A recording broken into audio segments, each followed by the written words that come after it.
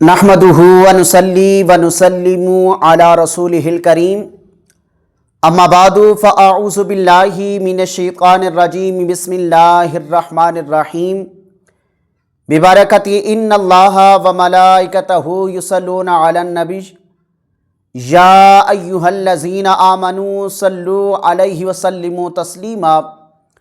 जो अहबाब मेरी वीडियो देख रहे हैं, मुझे सुन रहे हैं, मोहब्बत के साथ दुरूद पाक का नजराना पेश करें। अल्लाहुम्मा सल्ली अला सय्यिदिना व मौलाना मुहम्मदिन व अला आलि सय्यिदिना व मौलाना मुहम्मदिन व बारिक व सल्लिम व सल्ली अलैहि। अस्सलातु वस्सलामु अलैका या सय्यदी या रसूलल्लाह व अला आलिका व अस्हाबिका या सय्यदी या हबीबल्लाह। अस्सलातु वस्सलामु अलैका या सय्यदी या रसूलल्लाह व अला आलिका व अस्हाबिका या रहमतल लिल आलमीन। सबसे पहले तमाम अहबाब को अस्सलामु अलैकुम व रहमतुल्लाहि व बरकातुहू। आज की इस वीडियो में कुर्बानी के अहकाम व मसाइल के हवाले से गुफ्तगू करना चाहूँगा। दुआ करें कि अल्लाह रब्बुल इज़्ज़त मुझे हक़ और सच बयान करने की तौफ़ीक़ अता फ़रमाए। मेरे हुज़ूर अलैहिस्सलातु वस्सलाम के ग़ुलामों, पकीज़ा और हलाल कमाई के बारे में अल्लाह रब्बुल इज़्ज़त ने कुरान मजीद में इरशाद फरमाया, या अय्युहल्लज़ीना आमनू अनफ़िकू मिन तय्यिबाति मा कसबतुम व मिम्मा अख़रजना लकुम मिनल अर्दि वला तयम्ममुल ख़बीसा मिन्हु तुनफ़िकूना वलस्तुम बिआख़िज़ीहि इल्ला अन तुग़मिदू फ़ीहि वालमू अन्नल्लाहा गनिय्युन हमीद।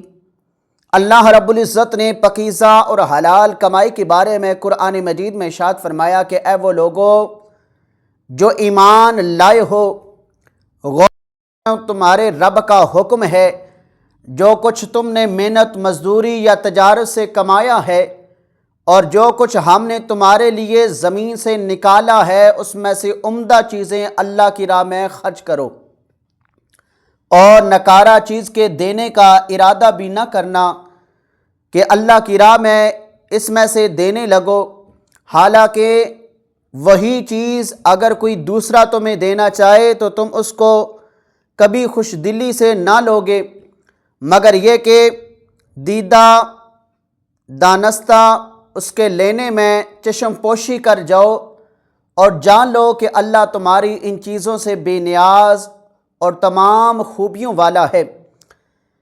मेरे हुज़ूर अलैहिस्सलातु वस्सलाम के ग़ुलामों, अल्लाह के प्यारे महबूब सल्लल्लाहु अलैहि व आलिहि वसल्लम ने इरशाद फरमाया, इन्नल्लाहा तय्यिबुन ला युक़बलु इल्ला तय्यिबा। हुज़ूर अलैहिस्सलातु वस्सलाम ने इरशाद फरमाया कि यकीनन अल्लाह पाक है और वो पकीज़ा हलाल चीज़ों के अलावा कोई चीज़ कबूल नहीं फरमाता। आमाल में खुलूस नीयत का होना बहुत ज़रूरी है और इस बारे में अल्लाह रब्बुल इज़्ज़त ने कुरान मजीद में भी इरशाद फरमाया, लन यनालल्लाहा लुहूमुहा वला दिमाउहा वलाकिन यनालुहुत तक़वा मिनकुम। याद रखो, अल्लाह तक तो ना इन कुर्बानी के जानवरों के गोश्त पहुँचते हैं और ना ही उनके खून, अलबत्ता उसके पास तुम्हारा तकवा पहुँचता है। मेरे हुज़ूर अलैहिस्सलातु वस्सलाम के ग़ुलामों, कुर्बानी के लिए कौन सा जानवर मुस्तहब है, इस बारे में उम्मुल मोमिनीन हज़रत सय्यदना आयशा सिद्दीक़ा रज़ियल्लाहु ताला अन्हा बयान फरमाती हैं कि अल्लाह के प्यारे महबूब सल्लल्लाहु अलैहि व आलिहि वसल्लम ने हुक्म दिया कि एक मेंढा लाया जाए जो सींगों वाला हो, पाँव काले हों, आँखें काली हों, सीना और पेट भी काला हो। अब इस अहदीस मुबारका से हमें ये बात पता चल जाती है कि अल्लाह के रास्ते में जो जानवर आप कुर्बान कर रहे हैं वो खूबसूरत जानवर हो, आपको भी खूबसूरत नज़र आ रहा हो और देखने वाले को भी खूबसूरत नज़र आए। उस जानवर में जो अल्लाह के रास्ते में आप कुर्बान कर रहे हैं उसमें कोई ऐब ना हो, हर ऐब से वो पाक हो और देखने वाला भी उसे देख कर खुश हो, वह खूबसूरत नज़र आए। ایسا جانور اللہ کے راستے میں آپ قربان کریں۔ قربانی کے جانور کی عمر کتنی ہونی چاہیے؟ اس بارے میں حضرت سیدنا برا بن عازب رضی اللہ تعالی عنہ بیان کرتے ہیں کہ ان کے ماموں حضرت سیدنا ابو بردہ رضی اللہ تعالی عنہ نے ایک مرتبہ نماز عید سے پہلے قربانی کر لی۔ پھر اللہ کے نبی صلی اللہ علیہ وآلہ وسلم نے انہیں نماز کے بعد دوبارہ ایک اور جانور ذبح کرنے کو فرمایا، حکم دیا حضور علیہ الصلوۃ والسلام نے کہ ایک اور جانور آپ اللہ کے راستے میں قربان کریں۔ تو حضرت سیدنا ابو بردہ رضی اللہ تعالی عنہ نے عرض کی کہ حضور، میرے پاس اب صرف 1 سال سے کم عمر کی بکری ہے۔ تو حضور علیہ الصلوۃ والسلام نے فرمایا کہ تم اسے ہی ذبح کر لو، لیکن تمہارے بعد اس طرح کی قربانی کرنا کسی اور کے لیے جائز نہیں ہوگی۔